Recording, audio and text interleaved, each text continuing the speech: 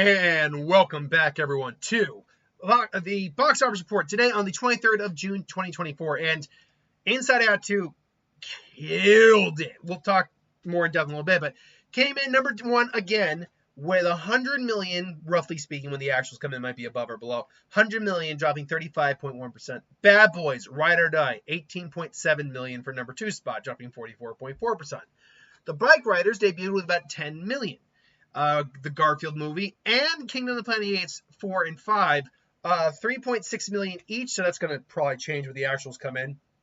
I think they gave Garfield the number 4 spot because it took less of a drop. Inside Out 2. So by the way, I haven't actually checked the numbers yet. I'm going to get another tab open right now so I can have a secondary thing for other things. Inside Out 2, it crushed its second weekend. Crushed it. Like completely dumb. Its second weekend is the highest opening, still the highest opening weekend of the year. Sorry. Its second weekend is the second highest grossing opening weekend of the year. That's how good Inside Out 2's second opening or second weekend is. That's how good that drop off is. It is now the highest grossing film domestically and of the year worldwide. I don't even have to look at the numbers, but I'm going to do it anyway to pull that up. Inside Out 2 just in 2 weeks surpassed Dune 2. Surpassed it, no problem. And it's firmly in the we've made a lot of money phase now. Now it's just about how much money it makes. I'm going to tell you right now, I think this film makes $1 billion. I think this film is going to make $1 billion plus. I think there's very little argument now against it. It just has to do $276 million roughly. That sounds like a lot. It is a lot. Most films that you say it still has to do that, you hesitate a bit. But I'm like, no, there's no hesitation here. None whatsoever. This one's going to crack $1 billion. It's going to be our first $1 billion film of the year. It's kind of insane how well this film is doing. And it kind of shows the health of the box office wasn't going to be determined by the first half of the year. It wasn't. This is due to the fact that, and technically, we're actually still technically in the first half of the year when you factor in odd days, all that, extra days. Technically, like July 4th, I think, or something like that, is the halfway mark of the year. But regardless, yeah, it's one of those things where, because of the writer and the actor strikes, a lot of films got pushed back and pushed off. So it's been a little bit of a tough year for the box office. And it's been a tough few years for Disney. Like I did the numbers last year. Disney had a couple big wins. They had Guardians of the Galaxy, and I think they had one or two other films that did a decent amount. But they've been needing a really big win. They've been needing the $1 billion win for a little bit. They haven't had that since Spider-Man, which is actually a Sony movie. Disney gets a little bit of that because they use the characters, but that's a Sony movie, actually. So they haven't had a $1 billion win since the pandemic happened, since it started. That's how bad rough patch Disney's been financially for movies. And then they did the dumb day and date release, which at least wasn't as dumb as Warner Brothers version, but still dumb. So they've been needing a big hit. They've been needing a really big hit, and this is clearly that hit. It's winning on. It's 4-quadrant film. It's a win with the box office. It's a win with the critics. It's a win with the audiences. It's a win on every front, and it's the kind of movie that I think we really needed to encourage us to get more invested in going back to the movies. It is a film that everyone kind of wants to see and wants to see again. The kids are out of school now. Most, if not all, are out of school at this point. So it's going to warrant repeat viewing. It is now completely uncontested in terms of competition. Garfield can't compete with this thing. Even if Garfield were coming out after its release, this is by and large the better movie. It's not going to have any issues until, not this week, but the following week when 4th of July comes around, Despicable Me 4 comes out. So it's going to be raking in the dough. And even when Despicable Me 4 comes out, this one's still going to be making a lot of money just because of how good it is. Like, this film already is going to surpass the original, which was like around $860. I want to say the original Inside Out was. Let's see here. Like $860. Inside Out. There we go. Inside Out. What was the original Inside Out? Let's find out. I want to say it's like $860. That's one. Or it's like $850 or $860, something like that. $850. Oh, I was like 1.2 million off. So it's $858. This film's gonna beat that. This is going to beat that no problem. This will beat that just with the domestic alone. It's insane. And look, a lot of people were thinking, oh, just a 40% drop be good. I was actually thinking it's very likely the film could take even less than that, a 35.1% drop. Again, that's repeat viewing, that's word of mouth, that's new people going to the theaters as well, that's kids and families. This is an unmitigated win for Disney. This is an unmitigated win for us as the audience because a great movie is out and getting the love it deserves. And I'm going to firmly say right now it's going to make $1 billion. I think very few people are going to really argue that point until we get to Despicable Me 4 and it's only at like 900. And you're like, okay, wait a minute. But no, it's going to be making $1 billion. It's going to be making $1 billion, no problem. I mean, we look at what the original did. It's already surpassed. It's about $1 million away from surpassing the original's domestic haul. It's well on its way to beating out its international haul. So, and honestly, if it just made the international money on its own and matched the original, 501, let's just say 5.2, that means that this would be at 31, 141. If you just add 141 on there and ended its run, there we go. Yeah, 141 on there and just ended its run, it still would have beaten the original.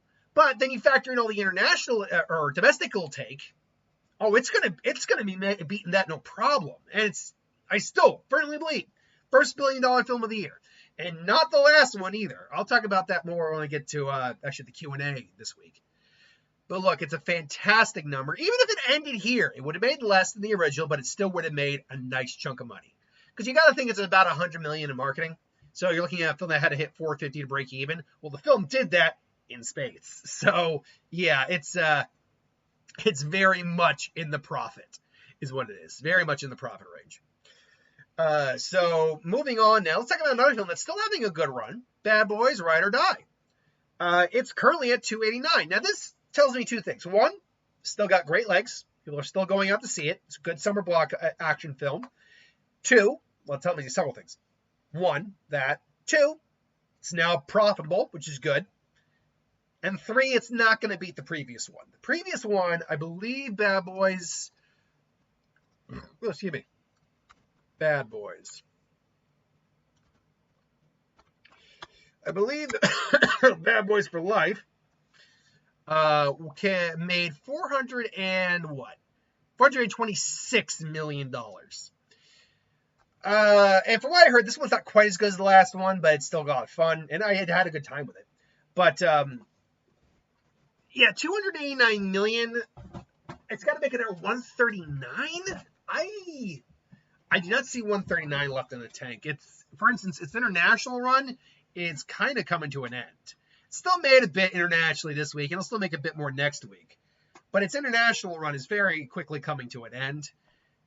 I'm willing to say maybe in the 350, 370 range where this film ends. And all fair as fair is, that'd still be a great number.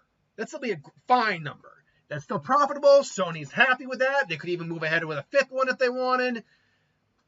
But I guess the question is, why did this one not do as well? Falters, fails not the right term. Bomb is definitely not the right term. And, now there's bomb, there's flop. Yeah, and it didn't flop either. So why did it maybe just not do as well as the original? Well, I think one of the answers is still the Will Smith thing. Why it's a double-edged sword of an answer, because the numbers show a lot of people are willing to forgive Will Smith. But the numbers also show not everyone's willing to forgive Will Smith. Like that, this is not as good a number as the last one, I think, in part because of the Will Smith bullshit. So, yeah, there's not much you can do about that. Beyond that, though, from what I understand, it is not as good as the last one. It is a little stupid at points, to say the least. And look, it is R-rated. The R rating, no matter how good your film is going to hurt it financially because you can't bring everyone there. Granted, I saw people with kids come in, and kids with Deadpool are going to be there when Deadpool and Wolverine come out. But regardless, yeah, it's still a good number. So I don't think we should count this as a failure by any stretch of the means. By the by, another week box office where it's over 100 million in profit, so or 100 million at the box office. In fact, I would say it's let's see here, that's what 270, 220, 128, 130, almost 140 at the box office this week, courtesy of mostly one movie. The Bike Riders debut with $10 million, 13.9 worldwide. It's look, I didn't see the movie. I had planned to, but then once I got there to seeing it, I'm like, yeah, I'm all right. I think the wait has just been too much. We've just been seeing the trailer for this for too freaking long, and it was meant to come out last year, and it didn't. So I don't know. I think I just lost my interest in the film ultimately, which is a shame because I hear it's a pretty good film. But it is what it is. As far as how well a good a number this is, from what I could find, the budget's like only 40 million. But I mean, you factor in the marketing, which was probably at least 30, 40 million also, because we've been just hanging on this film for so long. You're looking at a film that probably has to hit at minimum 105 or maximum 120 to break even. This film's not going to do that. This film's going to lose money. This is probably actually going to lose a lot of money, sadly. But it's what can you do? Garfield, the movie, or the Garfield movie, made their $3.6 million, $230 million. Garfield made money back a while ago. Now it's just kind of sprinkling Parmesan on the lasagna, so to say, just to taste it up, sweeten it up, salt it up, whatever you want to call it. Have a Parmesan taste on lasagna. But yeah, it's a good film. Let me rephrase that. It's a perfectly adequate film. It's a perfectly entertaining time. I had no real issues with it. My biggest complaint, honestly, with it was a movie called The Garfield Movie. And it did not feel like Garfield. It felt like you just threw this character, called him Garfield, threw some Garfield isms in there, and then threw him on an adventure. But regardless, 230, still a good number for a film like this, which is only made on 60 million. So yeah, they made their money, and they're still making money. Sony's having a pretty good year. And then talking also about Disney and their wins. While this film did not really do financially all that well, I don't think it did god-awful, but I still haven't figured out what the marketing budget is on it yet. Because if it's at 100 million, then the film ultimately did not do well enough. And, well, actually, if it's at 100 million, that's not entirely true. The film is almost there. It had to make like 390 to break even. But if the film has more like a 75, $60 million marketing budget, which I don't think is what it is, but it's still possible. Well, now you're looking at a film that actually only had to hit somewhere in the neighborhood of like 360, in which case it did break even and made a little bit of money. I have to look into that. I'm more leaning towards the high side of the 100 million, but we'll see. Regardless, though, it was still critically well received and audience well received. It was a good movie overall. Probably is in my top 10 right now, but I got a lot of movies left to see this year, so we'll see if that holds.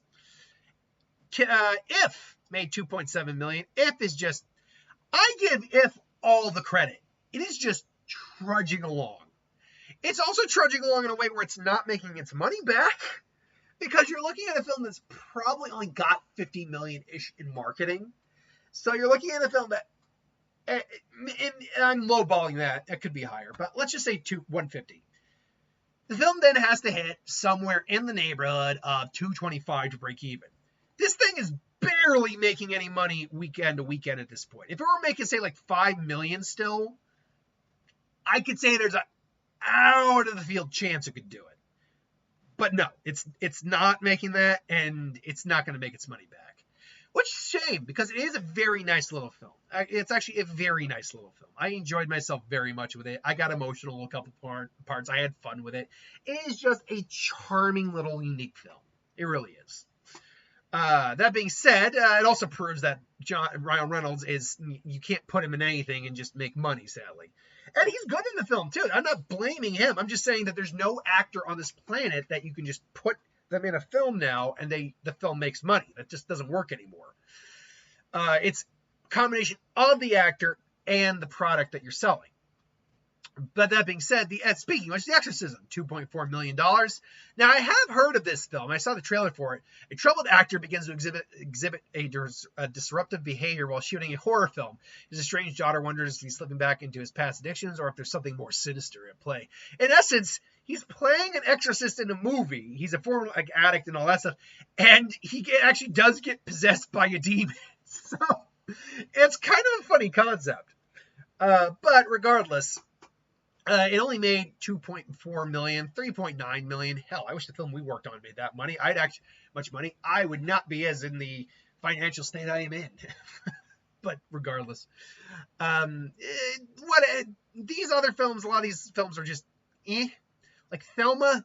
When 93-year-old Thelma Post gets duped by a phone scammer pretending to be her grandson, sets on a treacherous quest across the city to reclaim what was taken from her. What? 93-year-old. Who's playing this person? I must know. Who is playing the 90-year-old Thelma? 93-year-old Thelma. I can't imagine it's June Squibb.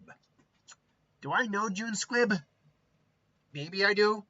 And Richard Roundtree. Hey, Shaft's in there. Cool. But, I mean, cute concept. It's a 93-year-old, meaning they have little to lose. So, I mean, yeah. It's like, what are you going to do? You're not going to hurt us? Oh, won't I? Anyway, The Watchers is only its third. Man, that's a movie that just came and went. Man, 29.9 million. Almost 30. We'll make 30, but based on the estimated budget I found, it's made on roughly 30. So that's not going to be enough. Battery's running low, but we're almost done. Ghost, right here, right now. Right here, right now. This is a ghost and healing. It's a music concert. Okay, I don't care. Good for them. They made 4 million worldwide. They're no Tay Swift. But Furiosa Mad Max Saga, in its 5th week, is down to $1.3 million. Still not even at 170. It's going to be lucky just to clear that. Oh, man, we've gone over before what went wrong here, but just to recap, R-rated movie already limits it. Yes, you can bring kids there with supervision, but still it limits it. Not a 4-quadrant film in general. A prequel to a sequel to a franchise that's decades old, 9 years after the original movie, the previous movie, which didn't even do all that well at the box office. Didn't bomb, but didn't make a lot of money. So you're making a prequel to a film that already is a niche audience. And I'll be honest, I don't think people care about Mad Max. I just don't think people care about Mad Max. So it had such an uphill battle, and it did not win that uphill battle. Fall Guy, a film that really deserved better. That seriously deserved better. 171 still doesn't matter. It's on a $135 million budget. It didn't make its money back. By damn, it didn't. Which really, really, really sucks because it's a very fun, charming, entertaining time. I really sucks. And I've gone over what I thought went wrong there. My biggest thoughts was the marketing, first off, and combination of a short theatrical window combined with streaming. When you combine those together, you're just killing theatrical runs. You're just killing them. I saw the TV glow, lost 45 screens, yet went up a certain amount, and I think it's still playing at my theater. My girlfriend kind of was interested. I was indifferent. Let's see here. The Strangers, that's pretty done. A little over $250,000, $41 million. It did make its money back, so at least good for Lionsgate. Other than that, though, there's really nothing else to talk about in the box office. And there's really, to be fair, there's no need to be talking about anything else in the box office. The big story today is Inside Out 2 is annihilating the box office right now. Just boom! Taking out a Mega Man blaster and just boom, boom, boom, boom, boom. Oh, man. So this coming week, we got wide release. The only big one in wide release this week is A Quiet Place Day 1. So normally, I would have said something like that would be number 1. Actually, that's a good thing before we end. Let's check out what the original Quiet Places were opened at. Quiet Place.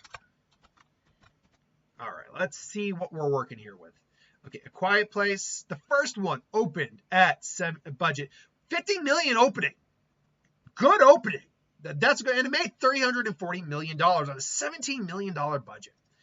Part 2 opened not quite as strong, but still opened well. We don't have the budget for that. We know it was more, but it still made a lot of money, $297 million.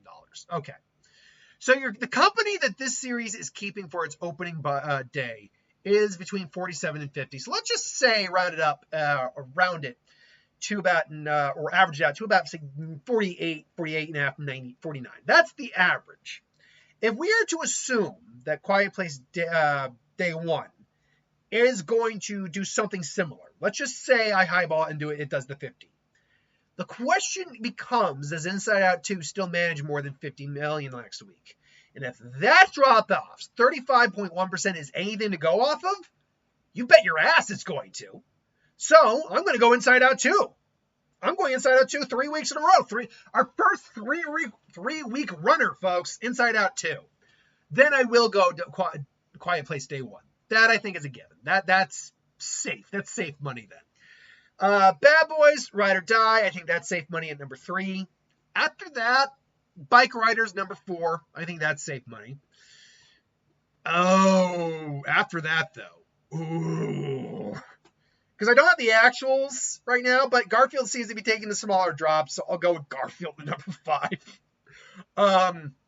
Yeah, because they're the exact same, but Garfield lost more screens because of Inside Out, and Kingdom Planet of the Apes did not. So, but it took a smaller drop.